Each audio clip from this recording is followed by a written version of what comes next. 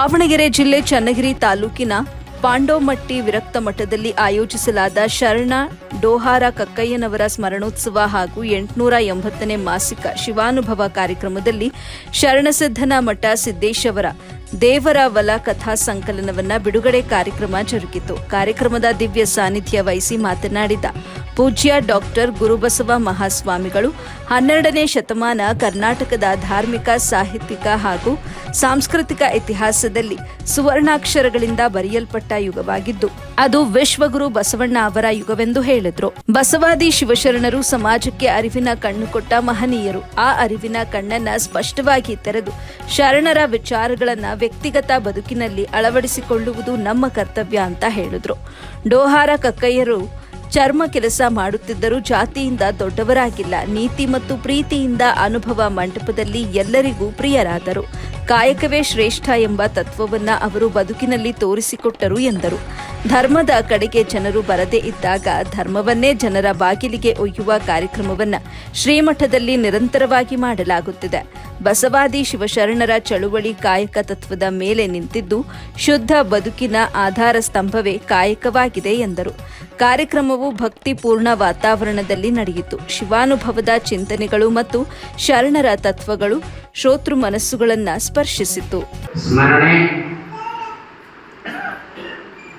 880ನೇ ಶಿವಾನುಭವ ಕಾರ್ಯಕ್ರಮ. ಈ ಕಾರ್ಯಕ್ರಮದಲ್ಲಿ ಧರ್ಮದ ಬಗ್ಗೆ, ಸಾಹಿತ್ಯದ ಬಗ್ಗೆ ಅತ್ಯಂತ ಉತ್ತಮವಾಗಿ ಮಾತನಾಡಿರುವಂತಹ ನಮ್ಮ ವೀರೇಶ್ ಕುಮಾರ್ ಅವರೇ, ಹಾಗೆಯೇ ಉನ್ನತ ಶಿಕ್ಷಣದಲ್ಲಿ ಬಹಳಷ್ಟು ಸಾಧನೆಯನ್ನು ಮಾಡ್ತಾ ಇರುವಂಥ ನಮ್ಮ ಆತ್ಮೀಯರಾಗಿರುವಂಥ ಜಯಣ್ಣನವರೇ, ಹಾಗೆ ಯುವಶಕ್ತಿ ದೇಶದ ಶಕ್ತಿ ಅಂತೇಳಿ ನಾವೆಲ್ಲ ಮಾತನಾಡ್ತೀವಿ. ಅಂತ ಒಬ್ಬ ಯುವಕ ನಿಮ್ಮೆಲ್ಲರ ಎದುರಿನಲ್ಲಿ ಒಳ್ಳೆಯ ಮಾತುಗಳನ್ನು ಆಡುವುದರ ಮೂಲಕ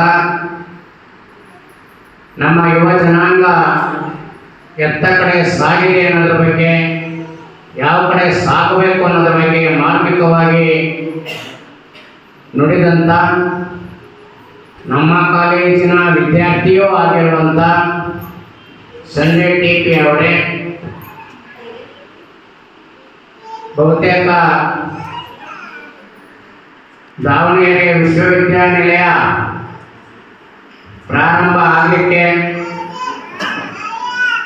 ಮುಂಚೂಣಿಯಲ್ಲಿದ್ದುಕೊಂಡು ಆ ವಿಶ್ವವಿದ್ಯಾನಿಲಯಕ್ಕೆ ಒಂದು ಅಪಾರವಾಗಿರ್ತಕ್ಕಂಥ ಗೌರವವನ್ನು, ಕೊಡುಗೆಯನ್ನು ಕೊಟ್ಟಂಥ ಪರಿಣಾಮ ಈ ಸರಿ ಅವರಿಗೆ ಗೌರವ ಡಾಕ್ಟರೇಟನ್ನು ಕೊಟ್ಟಿರ್ತಕ್ಕಂಥದ್ದು ಆ ವಿಶ್ವವಿದ್ಯಾನಿಲಯಕ್ಕೆ ಒಂದು ಕಿರೀಟವನ್ನು ತಂದಿದೆ ಅಂತಕ್ಕಂಥ ಭಾವನೆಯನ್ನು ವ್ಯಕ್ತಪಡಿಸಿ, ಅಂತ ಕಿರೀಟಕ್ಕೆ ಭಾಜನರಾಗಿರ್ತಕ್ಕಂಥ ನಮ್ಮ ಮುರುಗೇಂದ್ರಪ್ಪನವರೇ,